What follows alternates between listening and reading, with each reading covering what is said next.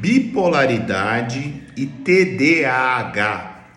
Por que que às vezes, para as pessoas leigas ou para quem vai dar um Google, esse diagnóstico ele é confuso, é difícil e às vezes você pode se equivocar e pensar que TDAH é bipolaridade ou que bipolaridade é TDAH.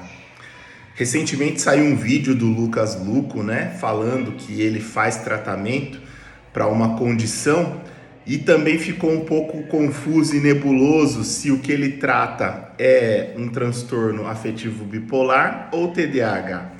Na realidade é um TDAH, mas ele, como muitos TDAHs, em algum momento do vídeo fala que é um transtorno bipolar do tipo 1, né? Mas na realidade é um TDAH.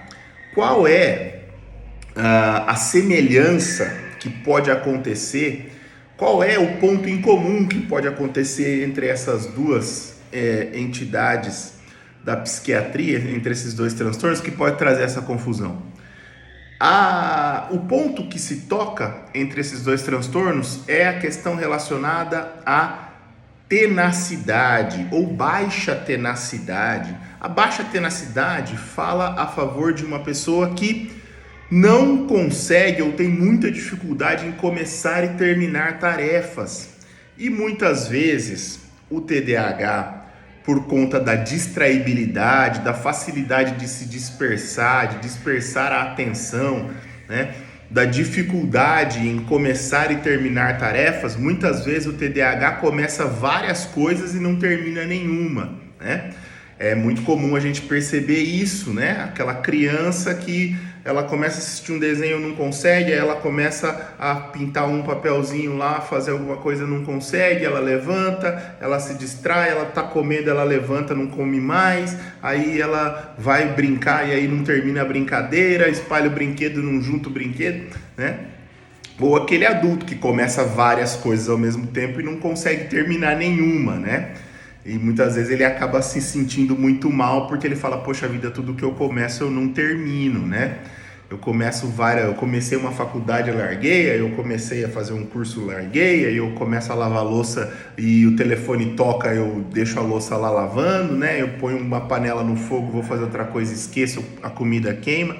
Então, baixa tenacidade é uma coisa que acontece muito no TDAH, uma dificuldade extrema em começar e terminar tarefas, né? E o bipolar, ele pode ter interesses variados também, né? E como ele cicla, né? Como ora ele está muito interessado em alguma coisa e horas ele está mais deprimido, os interesses do bipolar acabam mudando, né? E aí por ele também começar e não terminar coisas, né? Ou começar coisas variadas, acabar tendo interesses muito diversos, pode se confundir uma coisa com a outra pensando somente nessa característica, né, da baixa tenacidade e também da impulsividade, né? Tanto o TDAH quanto o bipolar podem ter uma dificuldade bastante grande com relação ao controle dos impulsos, né? O bipolar, às vezes por estar num estado maníaco ou hipomaníaco, fica mais impulsivo, né? Faz mais coisas sem pensar ou pensando pouco, não medindo consequências. E o TDAH, por falta de um mecanismo de autorregulação mesmo, o TDAH também pode ser mais impulsivo. Por isso, é importante que, caso você tenha algum desses sintomas, você procurar um especialista para que seja feito o diagnóstico correto e o tratamento correto seja feito para você. O tratamento dessas duas doenças, ele muda muito, né? Não é o mesmo tratamento, né? Não são as mesmas medicações, não é a mesma abordagem, não é a mesma psicoterapia, né? Por isso, não adianta consultar o Dr. Google, né? Dr. Google não é médico, não é psicólogo, não é psiquiatra, não é neurologista, tá? Então, em caso de dúvidas, procure um médico, procure um psicólogo, procure um neurologista, tá? Para fazer o diagnóstico correto. Porque o Google acerta, né, algumas coisas, mas não tudo, né?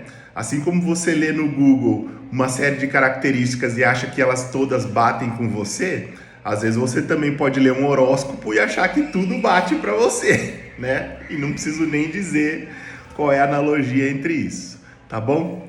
É isso aí.